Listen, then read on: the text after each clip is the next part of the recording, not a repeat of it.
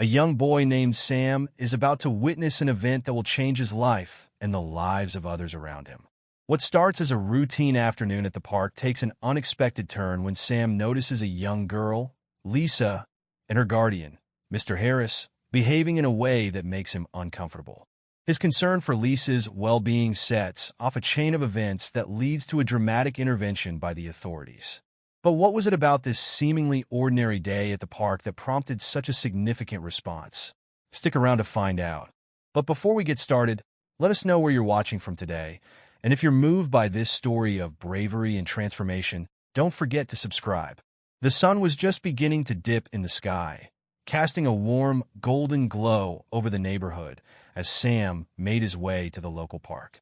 This was his favorite time of day, a moment when the streets were filled with the laughter of children, the distant hum of cars, and the rustle of leaves in the breeze.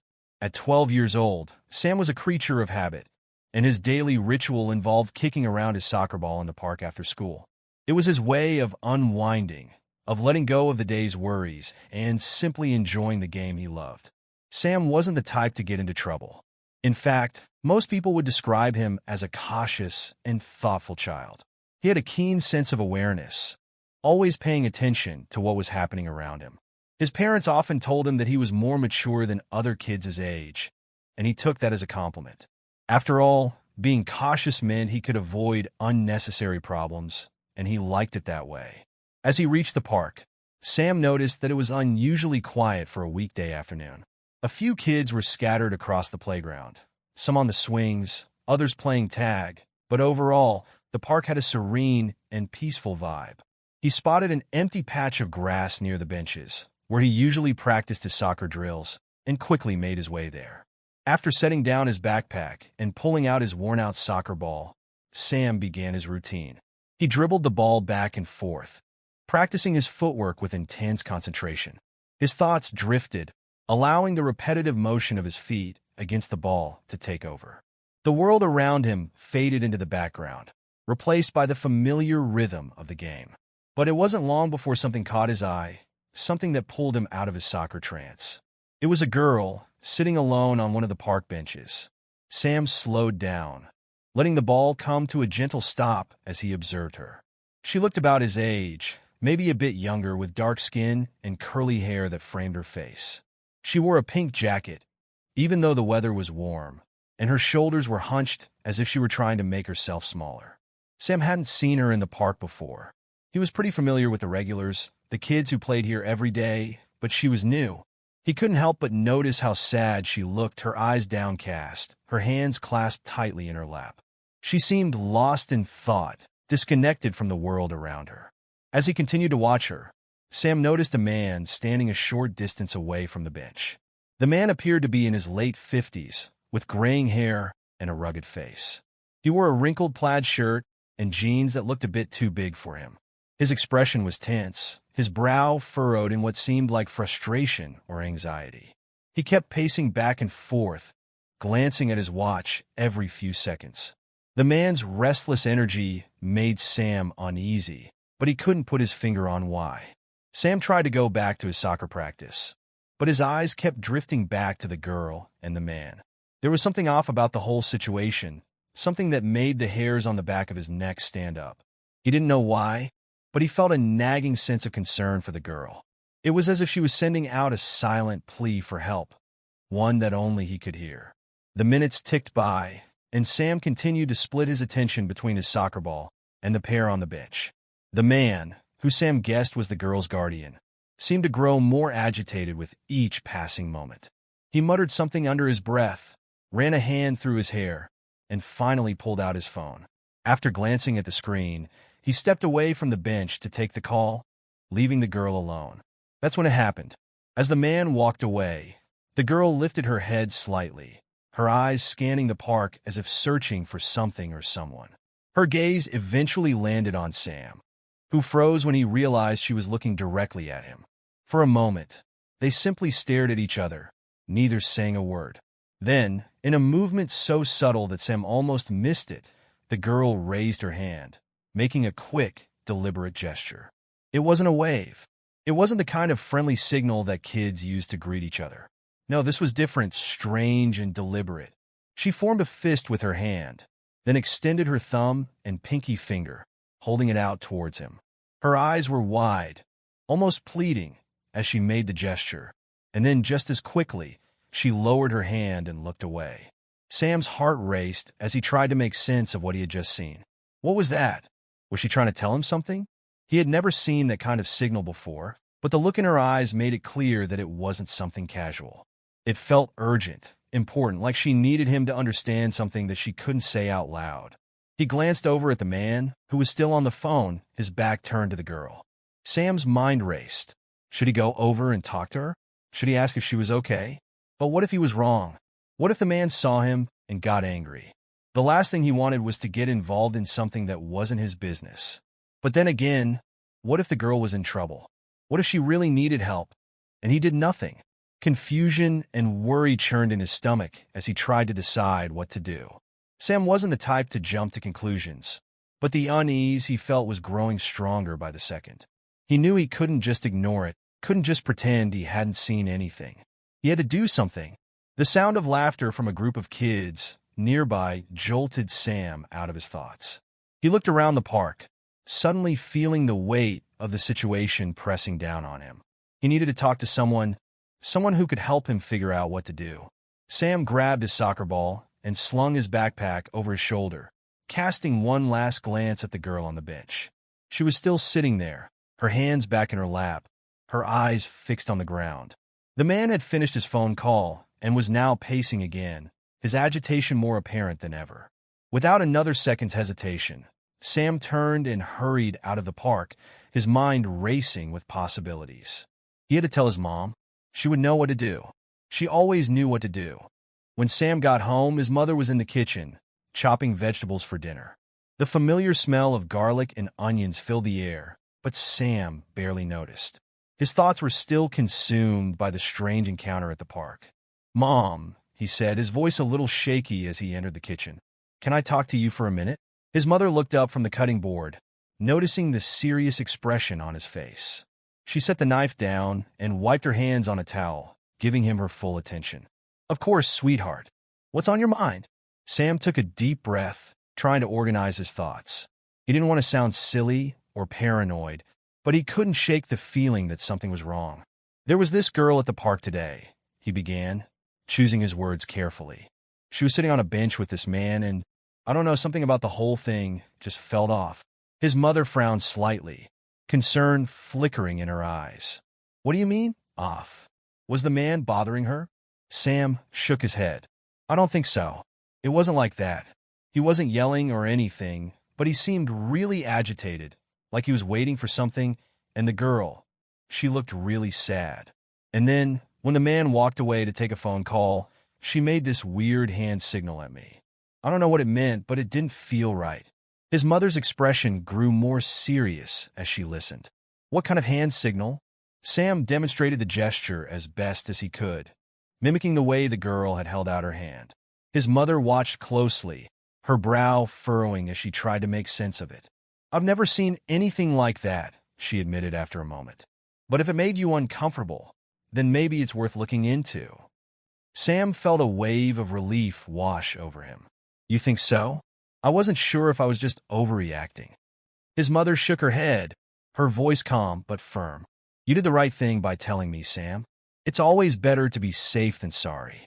I'll call the police and let them know what you saw. They could check it out and make sure everything is okay." Sam nodded, feeling a bit better now that his mom was taking action. He still couldn't shake the image of the girl's sad eyes and the strange hand signal, but at least he knew he had done what he could. As his mother picked up the phone to call the police, Sam quietly left the kitchen, his thoughts still lingering on the girl in the park. He hoped that she was okay, that maybe he had just misread the situation.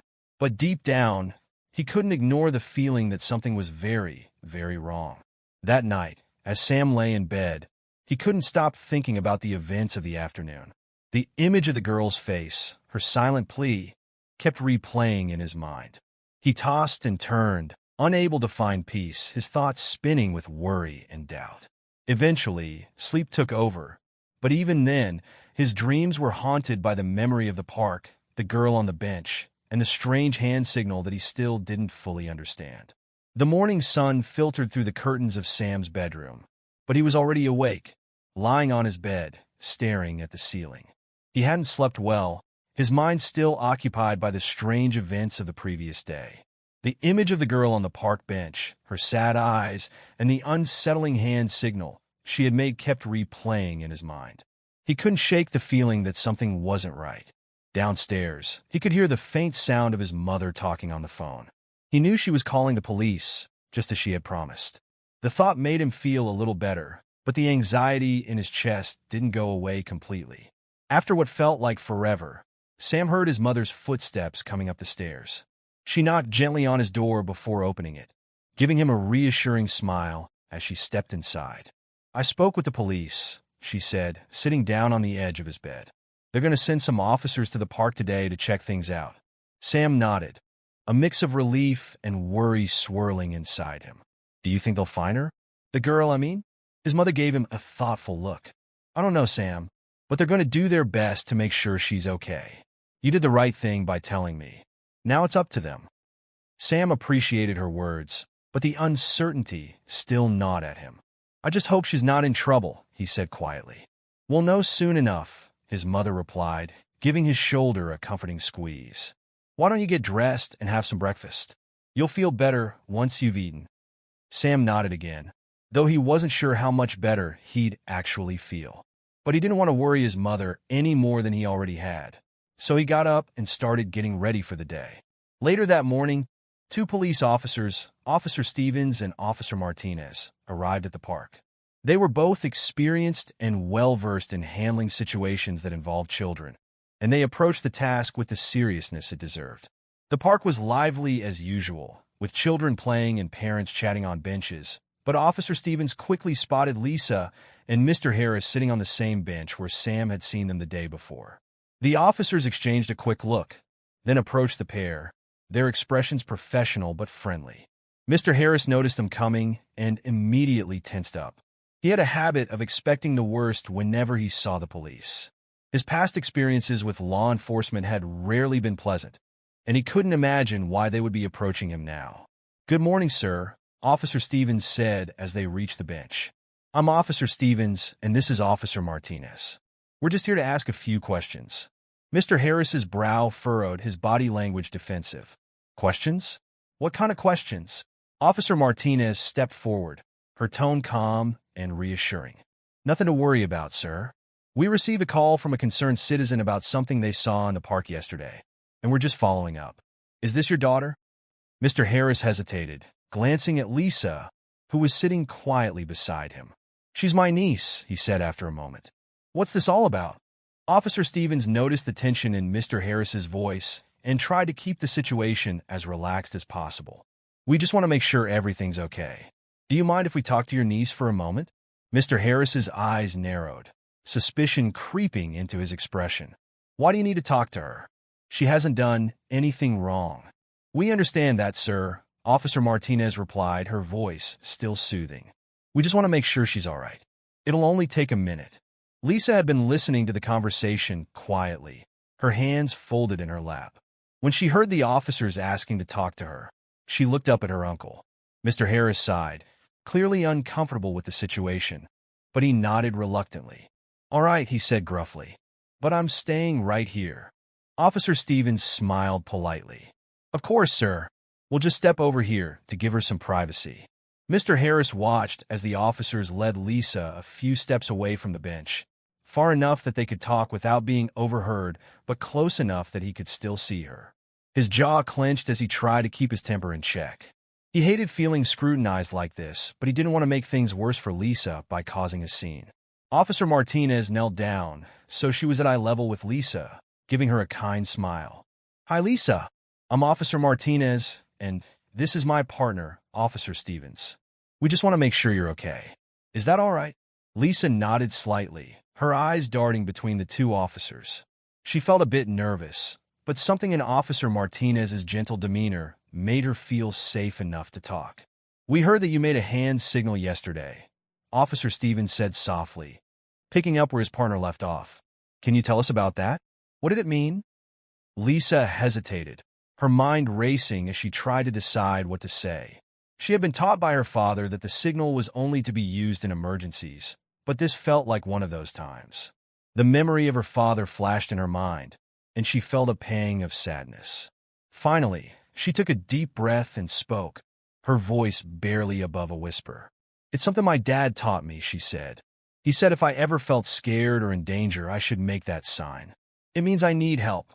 Officer Martinez's heart went out to the little girl standing in front of her. She kept her expression calm, not wanting to alarm Lisa, but inside, she felt a deep concern. "Were you feeling scared yesterday, Lisa?" she asked gently.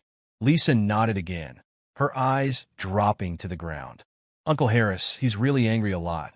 He yells a lot, and sometimes he scares me." Officer Stevens exchanged a quick look with Officer Martinez, the pieces of the puzzle starting to come together. "We're here to help, Lisa," he said. "Can you tell us more about why you're scared? Has your uncle ever hurt you?" Lisa shook her head quickly. "No, he doesn't hit me or anything. But he's always mad, and I don't know what to do. I miss my mom and dad." Officer Martinez felt a lump form in her throat as she listened to the little girl's confession. "I'm so sorry, Lisa," she said softly. "That must be really hard for you." Lisa nodded, her eyes welling up with tears. "It is. I just want things to be normal again, but they're not. Uncle Harris tries to take care of me, but he's always upset. I don't think he knows how to handle it." The officers listened carefully, taking in everything Lisa was saying. It was clear that Mr. Harris wasn't physically abusive, but the emotional toll on Lisa was significant. They needed to handle the situation delicately to make sure both Lisa and her uncle got the help they needed. "Thank you for telling us, Lisa," Officer Stevens said gently. "You're very brave for speaking up. We're going to talk to your uncle now, but I want you to know that we're here to make sure you're safe." "Okay." Lisa wiped her eyes and nodded, feeling a little bit better knowing that someone was listening to her.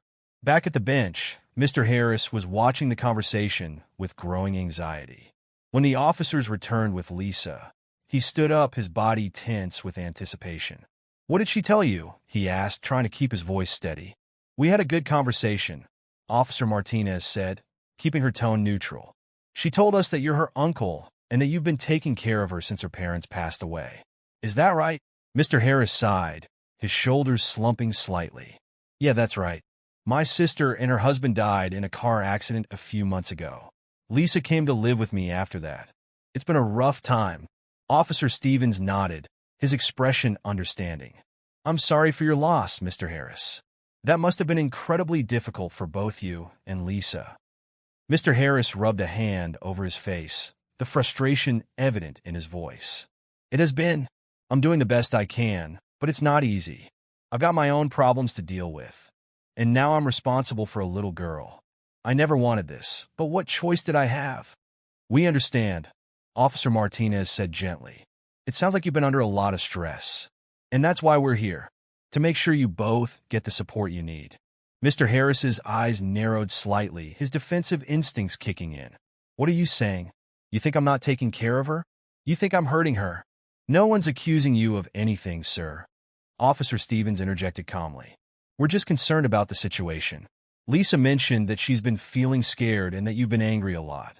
We know this is a tough time for both of you, but we want to make sure that Lisa feels safe and supported." Mr. Harris looked down at his niece, who was standing quietly beside him.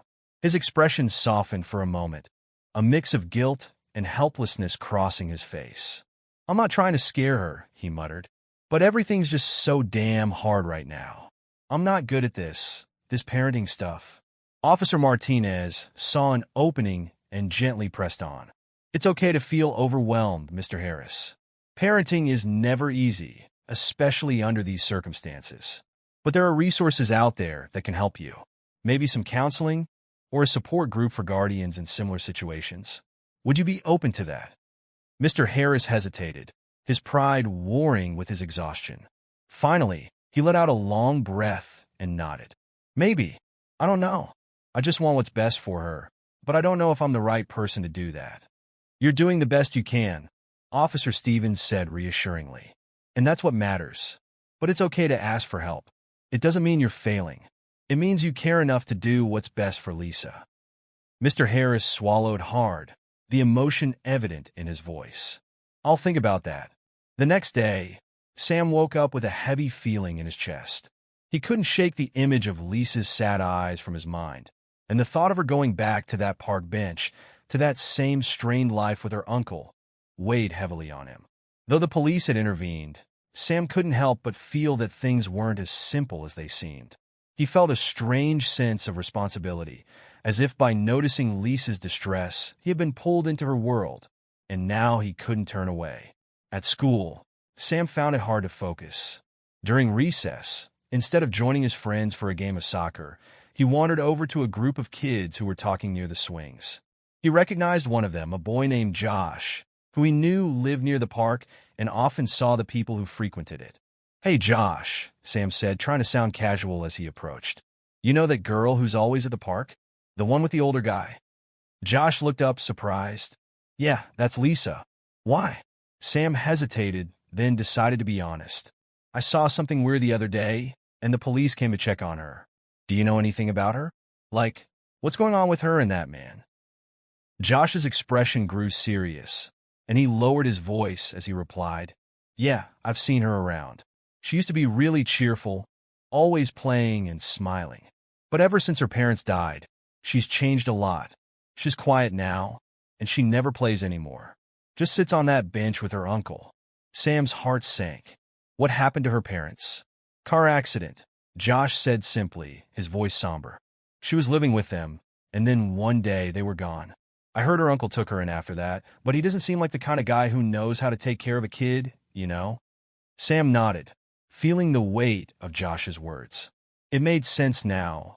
The sadness in Lisa's eyes, the way she seemed so lost and alone. He couldn't imagine what it must be like to lose your parents and then be thrust into the care of someone who didn't know how to comfort you. "Thanks, Josh," Sam said quietly. "I just wanted to know. I'm worried about her." Josh shrugged. "Yeah, a lot of people are, but there's not much we can do, right?" Sam didn't respond, but his mind was racing. Maybe there was something more he could do. The police had stepped in, but what if that wasn't enough? He needed to talk to someone who could help him figure out what to do next.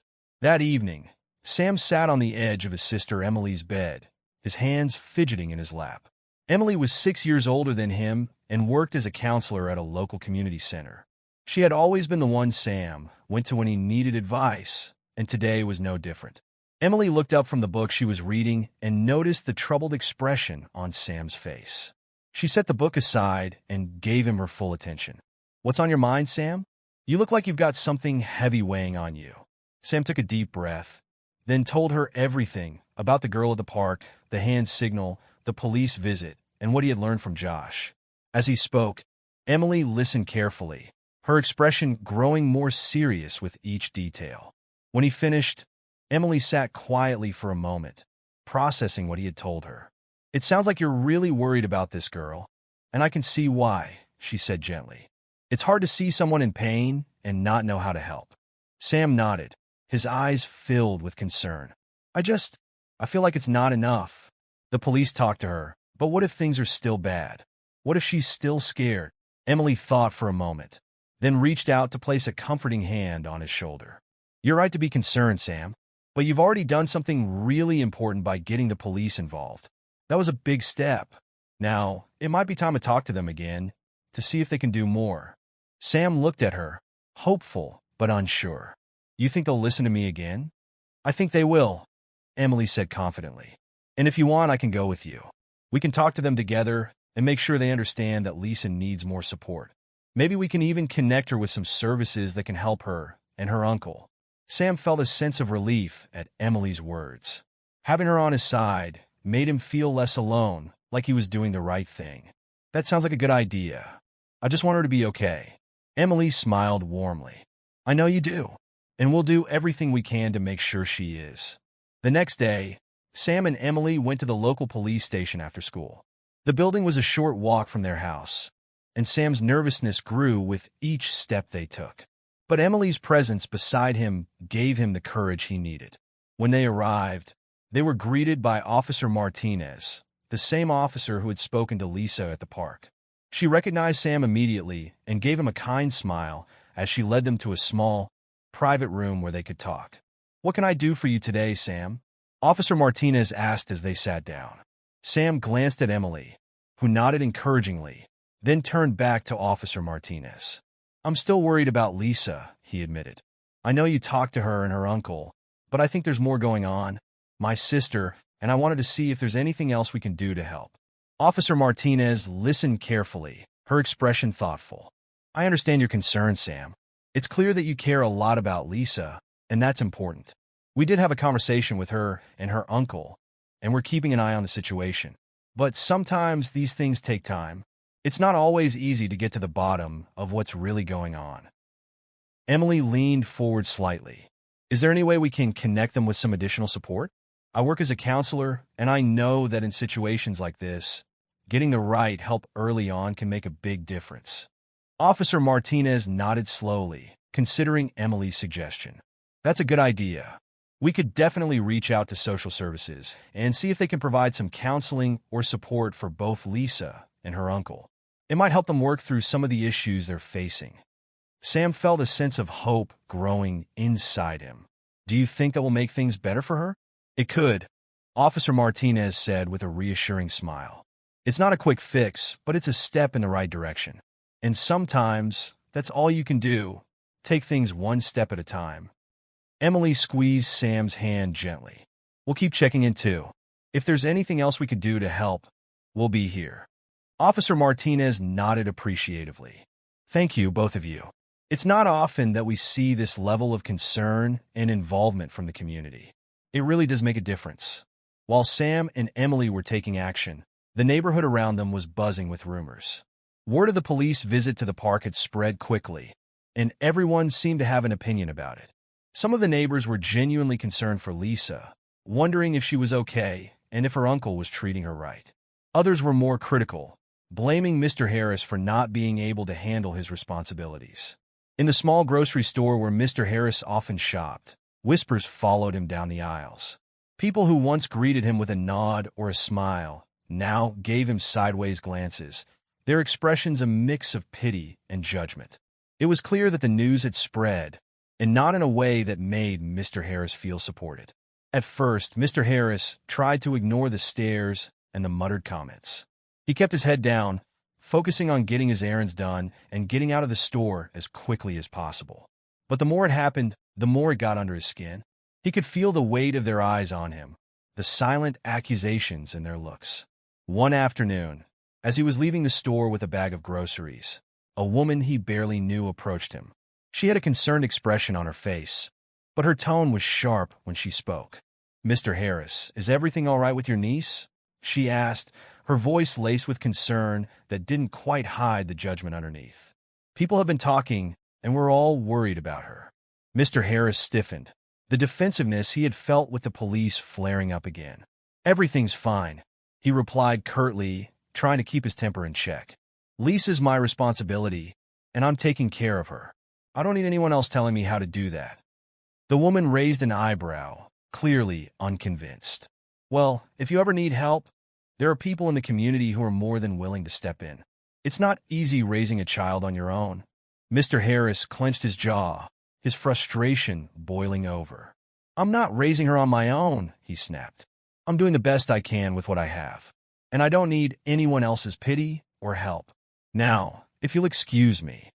He turned and walked away, his fists clenched tightly around the handles of the grocery bag. But as he headed home, the words of the woman echoed in his mind. They weren't the first he had heard, and he knew they wouldn't be the last.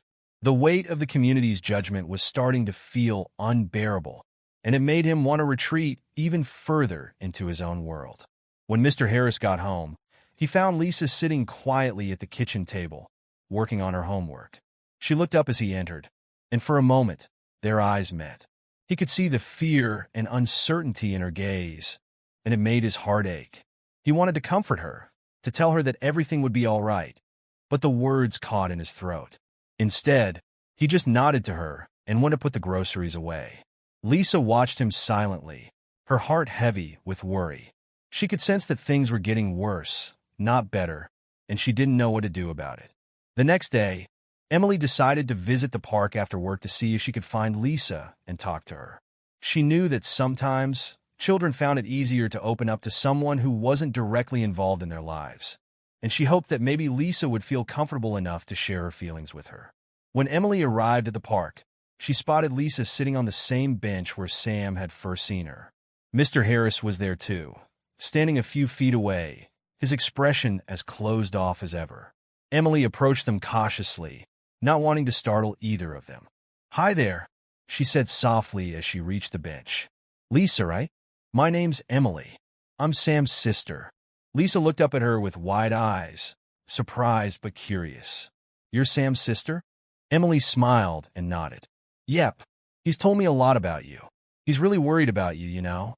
He wants to make sure you're okay." Lisa glanced at Mr. Harris, who was watching them with a wary expression. Emily could see the tension in his posture, the way his hands were clenched at his sides. She turned back to Lisa and sat down on the bench beside her. "I know things have been really tough for you," Emily continued, her voice gentle. "Losing your parents, moving in with your uncle, it's a lot for anyone to handle. But you're not alone in this. There are people who want to help, if you'll let them." Lisa's eyes filled with tears, and she quickly looked away, trying to hide her emotions. But Emily could see how much the girl was hurting, how much she needed someone to reach out to her. "I'm a counselor," Emily said, hoping to build some trust. "I work with kids who are going through tough times just like you. If you ever want to talk, I'm here. You don't have to go through this alone." Mr. Harris stepped forward, his expression hardening. "We're fine," he said gruffly. "Lisa doesn't need any more strangers interfering in her life. We're managing just fine." Emily met his gaze steadily, refusing to be intimidated. "I'm not here to interfere, Mr. Harris. I'm here to offer support. Raising a child is hard, especially under these circumstances. But there are people who can help you, who can make this a little easier for both of you." Mr. Harris's expression faltered, and for a moment, Emily thought he might actually listen. But then he shook his head, his walls going back up. "I appreciate the offer, but we're fine. We don't need any more help." Emily sighed inwardly, but didn't push further. "All right, but if you ever change your mind, I'm here. And so are a lot of other people who care about you, and Lisa." Lisa watched the exchange silently, her emotions a whirlwind inside her. She wanted to believe that things could get better, that there were people who cared about her and wanted to help. But she also felt a deep loyalty to her uncle, who had taken her in when no one else would. She didn't want to hurt him, but she also didn't want to keep feeling so lost and alone. As Emily left the park, she glanced back at Lisa and Mr. Harris. She couldn't help but feel a pang of worry, knowing that they were still so isolated, still struggling to find their way. But she also knew that change didn't happen overnight. It took time, and sometimes it took more than one attempt to break through the walls people build around themselves. Emily was determined not to give up on them, and she knew Sam felt the same way. They would keep trying, keep reaching out, until they found a way to help Lisa and her uncle heal. That evening, as Sam and Emily sat together in the living room, they talked about what had happened at the park. Sam listened intently as Emily described her conversation with Lisa and Mr. Harris, his concern growing with every word. "So they didn't really want help?" Sam asked, disappointment clear in his voice. Emily shook her head gently. "Not yet, but that doesn't mean they won't. Sometimes, it takes a while for people to accept that they need help. It's not easy to admit when you're struggling, especially when you're trying to be strong for someone else." Sam nodded, understanding but still worried. "I just want Lisa to be happy again. She doesn't deserve to feel like this."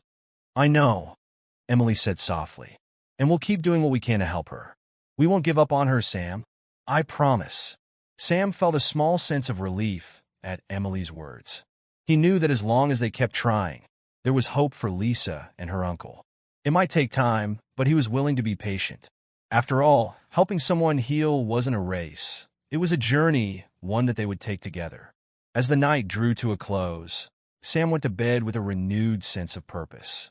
He didn't have all the answers, but he knew that he was doing the right thing by caring, by not turning away when things got tough. And in the end, that was what mattered most. The following days passed slowly, each one filled with the weight of concern for Lisa and her uncle. Sam continued to think about them, wondering how they were doing, if things were getting any better. He talked to Emily often, asking if she had heard anything new, but there was little to report. But even in the silence, Sam held on to hope. He knew that change didn't happen overnight, but he believed that with time, things could get better. And until they did, he would keep caring, keep watching, and keep being there for Lisa in whatever way he could. Because sometimes, the greatest help you could offer someone was simply to let them know that they weren't alone. It was the 5th day since Sam and Emily had last seen Lisa, and tensions were mounting. Mr. Harris, struggling under the weight of his responsibilities and the unrelenting scrutiny from the community, found himself at his breaking point. The pressure seemed to push him further into a corner, and he was finding it increasingly difficult to manage his emotions. One evening, as dusk fell over the small town, Mr. Harris's frustration boiled over. He had come home from a particularly stressful day, feeling the sting of judgmental eyes and whispered conversations that seemed to follow him everywhere. The groceries he had brought home were left untouched on the kitchen counter as he paced back and forth, the tension evident in his every movement. Lisa, who had been trying to keep a low profile, was doing her homework at the kitchen table. The quiet clicking of her pen on the paper was suddenly shattered by Mr. Harris's sharp voice. "Why can't you just stay out of my way?" he shouted, his voice echoing through the small apartment. "I'm doing everything I can, and it's never enough for you." Lisa flinched at his outburst, her eyes wide with fear. She had learned to tread carefully around Mr. Harris's volatile moods, but today, his anger seemed more intense than usual. "I'm sorry," she whispered, her voice barely audible. "I'm just trying to finish my homework." Mr. Harris's eyes flashed with irritation. "Homework? You think that's all there is to life? There's so much more going on, and all you do is sit there and be a burden." Lisa's eyes filled with tears, and she tried to hold back her sobs. She knew that Mr. Harris was struggling, but the harsh words and the frustration in his voice were too much for her to bear. She felt a familiar wave of hopelessness wash over her. Unable to stand it any longer, Lisa grabbed her jacket and bolted from the apartment, leaving Mr. Harris standing in stunned silence. The door slammed behind her, and she ran down the street, her heart pounding in her chest. The chill of the evening air did little to calm her racing thoughts as she fled toward the park. At the park, Sam was kicking a soccer ball around, trying to clear his mind after a long day at school. The park, which had become a place of concern for him, was now a place where he hoped to find some solace. But as he glanced up from his game, he noticed a figure darting past the playground. His heart skipped a beat when he recognized Lisa, her face tear-streaked and her movements frantic.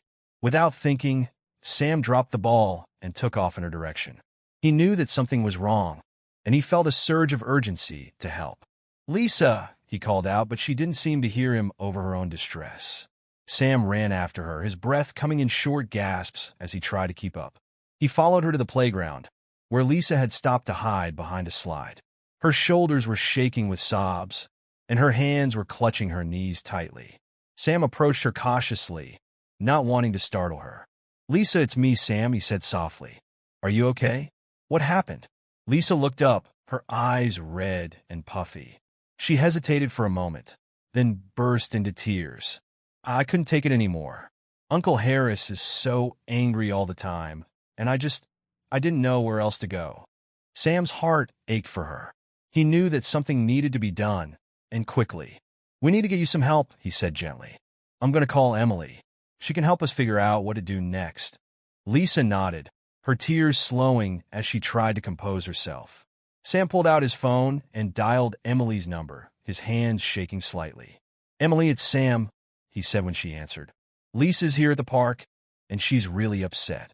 Something happened, and she ran away from home. We need to do something right now." Emily's voice was calm and reassuring. "We'll come right over. Just stay with Lisa and keep her safe until we get there." Within minutes, Emily arrived at the park. She found Lisa huddled on the playground, her face buried in her hands. Emily knelt down beside her, speaking in a soothing tone. "Lisa, it's okay. We're here to help you. Do you want to come with us to the police station? They can make sure you're safe and get you the support you need." Lisa looked up, her eyes filled with a mix of hope and fear. She nodded slowly, wiping her tears away. "Okay, I just want to be safe." Emily offered her hand, and Lisa took it gratefully. Sam walked alongside them as they made their way to the police station, the urgency of the situation driving them forward. At the police station, Officer Martinez greeted them warmly, her professional demeanor providing a sense of calm. She led them to a quiet room where they could talk privately. Lisa sat on one side of the table, her hands clasped tightly in her lap. Sam and Emily sat beside her, their presence a comforting anchor in the storm of her emotions. "Lisa, can you tell me what happened?" Officer Martinez asked gently. Lisa took a deep breath, her voice trembling as she began to speak. "Uncle Harris was really angry. He yelled at me and said mean things. I felt so scared, and I didn't know what to do. I just ran away." Officer Martinez listened carefully, nodding as Lisa spoke. When she finished, Officer Martinez turned to Sam and Emily. "Thank you for bringing Lisa here. It's clear that she's been through a lot, and we need to make sure she's safe." Emily spoke up, her voice firm and supportive. "Lisa needs temporary care while her uncle gets the help he needs. I work as a counselor, and I believe that with the right support, both Lisa and her uncle can work through this." Officer Martinez nodded in agreement. "We'll arrange for Lisa to be placed in temporary foster care. In the meantime, we'll reach out to social services to provide Mr. Harris with the support he needs. It's important that he gets the help for his anger and stress issues." Lisa's eyes filled with tears again, but this time they were tears of relief. "Thank you," she whispered. "I just want things to be better." The days that followed Lisa's escape to the park were filled with a whirlwind of activity and emotion. For Lisa, it was a time of adjustment and uncertainty as she settled into her temporary foster home. For Mr. Harris, it was a period of intense self-reflection and struggle as he began to confront the issues that had led to this crisis. And for Sam and Emily, it was a journey of continued support and advocacy as they remained committed to helping Lisa and her uncle through this difficult time. Lisa's new foster family, the Johnsons, were experienced in caring for children who had been through trauma. They provided her with a stable, nurturing environment where she could begin to feel safe again.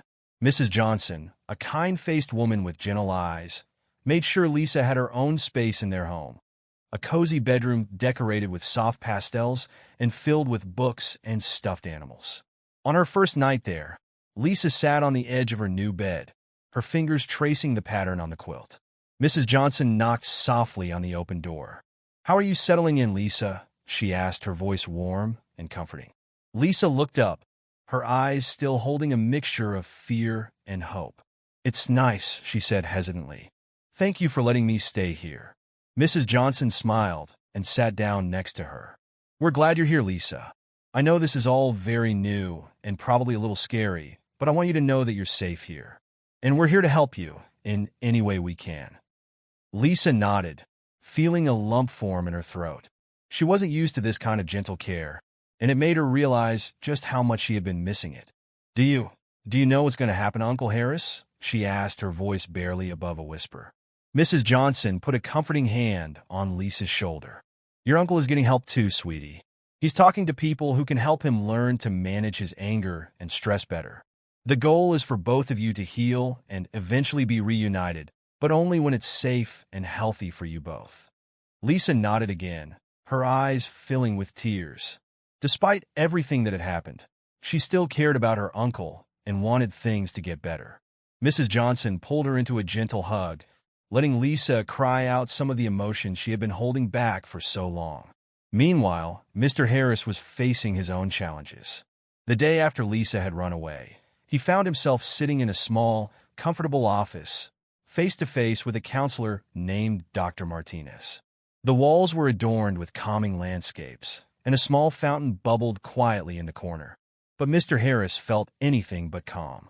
"Mr. Harris," Dr. Martinez began, his voice steady and non-judgmental. "Can you tell me about what happened yesterday?" Mr. Harris shifted uncomfortably in his chair, his hands clenched tightly in his lap. I lost control," he admitted, his voice rough with emotion. "I yelled at Lisa, said things I shouldn't have. I didn't mean to scare her so badly that she'd run away. Dr. Martinez nodded, jotting down a few notes. It sounds like you're dealing with a lot of stress and anger. Can you tell me more about that?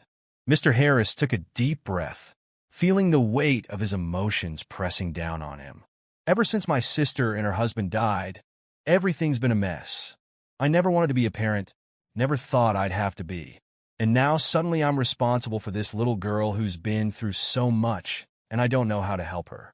I don't even know how to help myself. As Mr. Harris spoke, Dr. Martinez listened attentively, occasionally asking gentle questions to encourage him to open up further. By the end of the session, Mr. Harris felt drained, but also, surprisingly, a little lighter. It was the first time he had really talked about everything he had been feeling since Lisa came to live with him. Mr. Harris, Dr. Martinez said as their time was coming to an end, what happened yesterday was a wake-up call. But the fact that you're here, that you're willing to talk about these issues, is a crucial first step. We're going to work together to help you manage your stress and anger and to develop the skills you need to be the guardian Lisa needs. Mr. Harris nodded, feeling a mix of exhaustion and determination. I want to do better, he said quietly. For Lisa, and for myself. Over the next few weeks, both Lisa and Mr. Harris began their journeys of healing and growth. Lisa started attending therapy sessions with a child psychologist who specialized in trauma and grief counseling. At first, Lisa was hesitant to open up, but her therapist, Dr. Sarah, used play therapy and art to help Lisa express her feelings in a way that felt safe and natural. During one session, Lisa was drawing a picture of her family. Dr. Sarah noticed that she had drawn herself standing between her parents, but Mr. Harris was off to the side, separated by a line. Can you tell me about this drawing, Lisa? Dr. Sarah asked gently. Lisa looked at her picture, her crayon hovering over the paper. That's me with Mom and Dad, she said softly. And that's Uncle Harris over there. I see. Dr. Sarah nodded. And why is Uncle Harris separated by this line? Lisa was quiet for a moment, then said, Because I don't know if he really wants me. He gets so angry sometimes, and I feel like I'm just in the way. Dr. Sarah listened carefully, then asked, How does that make you feel, Lisa? Sad, Lisa replied, her voice barely above a whisper. And scared. I miss Mom and Dad so much, and I want Uncle Harris to love me like they did, but I don't think he knows how.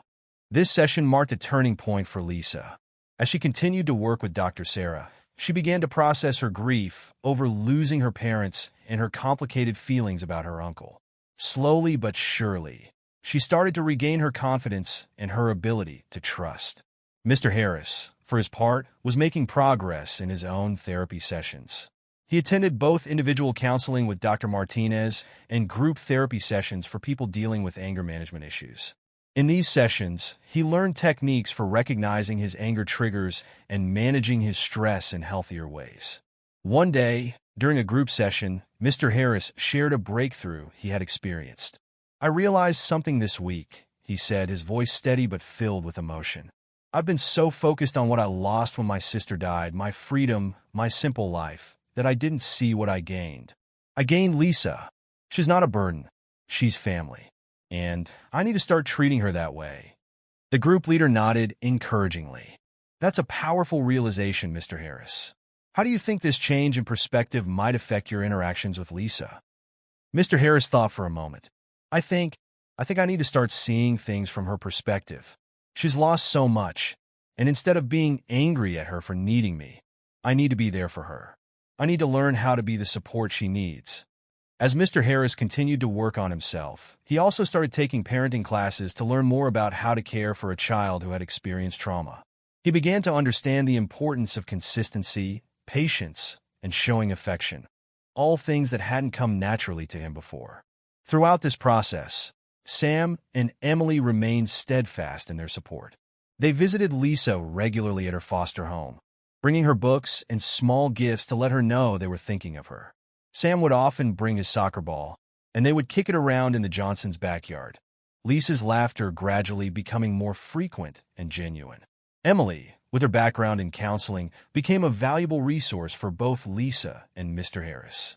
She worked closely with the social workers assigned to their case, offering insights and suggestions based on her observations. One afternoon, as Sam and Emily were leaving after a visit with Lisa, Mrs. Johnson pulled them aside. "I want to thank you both," she said warmly. "Your consistent presence in Lisa's life has been so important. She lights up when you visit, and I can see how much it means to her to have friends who care about her." Sam smiled, feeling a sense of pride and purpose. "We just want to help," he said simply. "Lisa deserves to be happy." Emily nodded in agreement. "We're committed to supporting both Lisa and Mr. Harris through this process. They've both been through so much, and they need a strong support system to help them heal and rebuild their relationship." As the weeks passed, Lisa and Mr. Harris began to have supervised visits. These meetings were initially tense and awkward, with both of them unsure how to interact with each other. But as they continued their individual therapy and worked with a family counselor, their interactions slowly began to improve. During one of these visits, Mr. Harris brought a photo album he had found while cleaning out his sister's old things. Lisa's eyes widened when she saw it, and they spent the next hour looking through photos of her parents and sharing memories. "I remember this day," Lisa said, pointing to a picture of her mother pushing her on a swing. "Mom always pushed me so high, and I felt like I could touch the sky." Mr. Harris smiled, a hint of sadness in his eyes. "Your mom loved those moments with you. She used to tell me all about your adventures in the park." Lisa looked up at her uncle, curiosity in her eyes. "You and Mom were close?" Mr. Harris nodded. "We were. We didn't always see eye to eye, but we loved each other. And she loved you more than anything in the world, Lisa." For a moment, they sat in silence, both lost in memories. Then Mr. Harris took a deep breath and said, "Lisa, I want you to know that I'm trying to do better. I'm sorry for the way I treated you before. You deserve so much more than that, and I want to be the kind of uncle you can count on." Lisa's eyes filled with tears, but for the first time in a long while, they were tears of hope rather than sadness. "I want that too, Uncle Harris," she said softly. It was a small moment, but an important one. It marked the beginning of a new chapter in their relationship, one built on understanding, forgiveness, and the desire to create a real family bond. As Lisa and Mr. Harris continued to make progress, the social workers and therapists involved in their case began to discuss the possibility of reunification. However, they were careful to move slowly, wanting to ensure that both Lisa and Mr. Harris were truly ready for this step. One day, about 2 months after Lisa had first run away to the park, a meeting was called to discuss the next steps. Lisa, Mr. Harris, the Johnsons, Sam, Emily, and the various professionals involved in their case all gathered in a conference room at the social services office. Lisa sat between Mrs. Johnson and Sam, drawing comfort from their presence. Mr. Harris sat across from her, looking nervous but determined. The social worker assigned to their case, Ms. Thompson, led the meeting.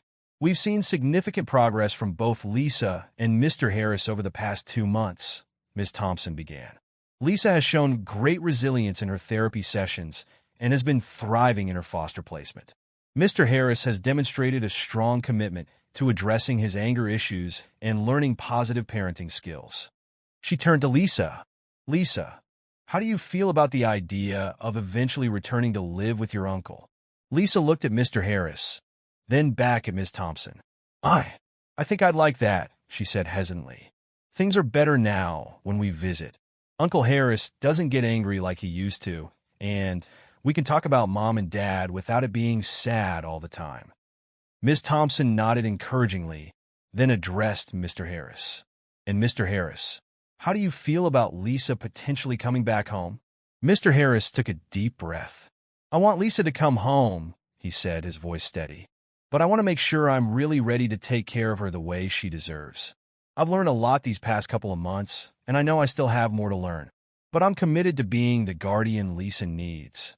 The meeting continued, with everyone contributing their thoughts and concerns. In the end, it was decided that they would begin a gradual transition process. Lisa would start spending more time with Mr. Harris, including overnight visits, while continuing to live primarily with the Johnsons. This arrangement would allow them to rebuild their relationship in a safe, supported environment. Over the next few weeks, Lisa began spending more time at Mr. Harris's apartment. They worked together to redecorate her room, painting the walls a cheerful yellow and putting up posters of her favorite animals. Mr. Harris made sure to create a study space for her, complete with a desk and a small bookshelf. During one of these visits, as they were arranging books on the new shelf, Lisa came across a framed photo of her parents. She picked it up, running her fingers gently over the glass. "I miss them so much," she said quietly. Mr. Harris put down the book he was holding and sat down next to her. "I miss them too," he said.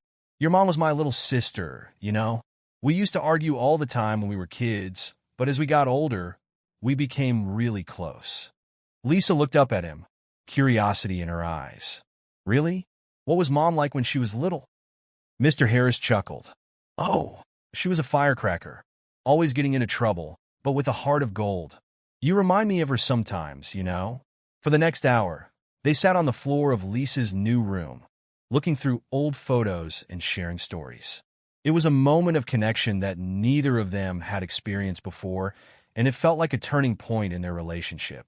As Lisa spent more time with Mr. Harris, Sam and Emily continued to be a constant presence in her life.